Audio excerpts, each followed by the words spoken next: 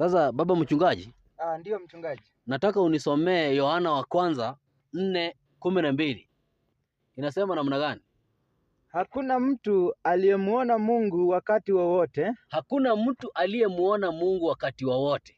Tukipendana, Mungu hukaa ndani yetu, na pendo lake limekamilika ndani yetu. Hakuna mtu aliyemuona Mungu. Sasa ukumbuke Yohana anasema hakuna mtu ashaiona Mungu, sivyo?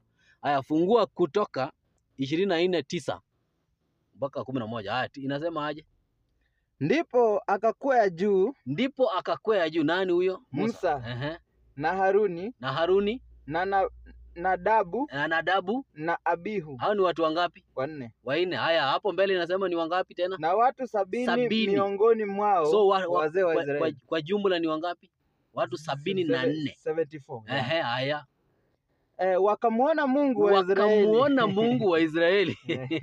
Ni watu wangapi waliona Mungu wa Israeli? 74. Unajua atasema Mungu wa Israeli. Endelea.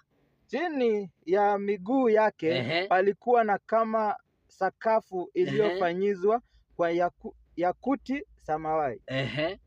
Kama zile mbingu zenyewe kwa usafi wake. Naye hakuweka mkono wake juu ya hao wakuu wa wana wa Israeli. Hakuweka mkono wake kwa hao.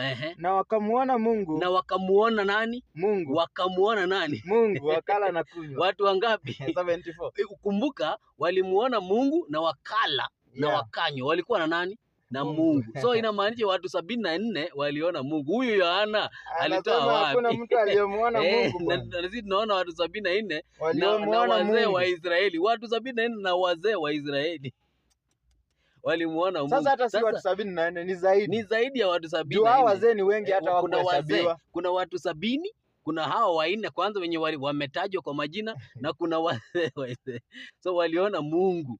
Alafu mtu Yohana anatuambia hakuna mtu hajawahi muona Mungu. Sasa hii maandiko mbona hii maandiko inafaa maandiko tufuate ya Yohana ama tufuate ya Kutoka?